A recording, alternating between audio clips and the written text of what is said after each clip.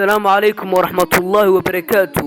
soo dhawaada saaxiibayaal waxaan muuqaalkan maanta uga hadli doonaa xuquuq qarsoon oo aan ku ogeyn wiishu waxa ay ka mid tahay duurjoogta naasleyda ah ee ku nool qalabada qaaradood ee kala Afrika iyo Aasiya. wiishu waa nafle aad u weyn oo laba gees wajiga ku leh, waxa ku gaashaaman harag aad u qara weyn una adag, waana xayawaan halista ugu jira inay dabar go'aan, taasoo ay ugu wacan tahay ka ganacsiga faantiisa.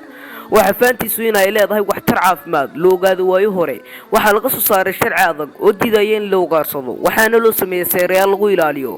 waddanka Suudaan ayaa astaan u ahayd inay ka dhigtaan astaan, inkastoo ay iska daayeen goor dambe. tilmaamaha waa nafle aad u weyn oo ka mid ah kuwa ugu weyn ee hadda ku nool dhulka dushiisa.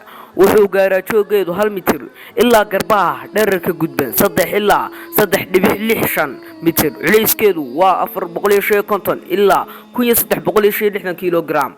tan dhadiga ah ayaa ka yar dhumuc ahaan kan labka ah.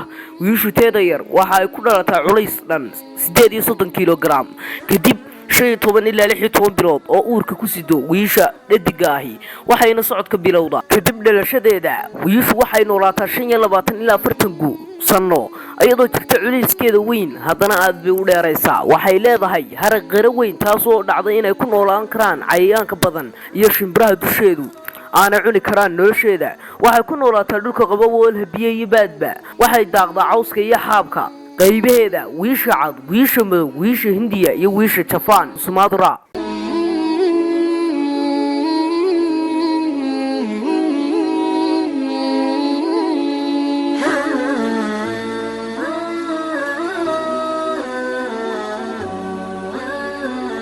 Thank you.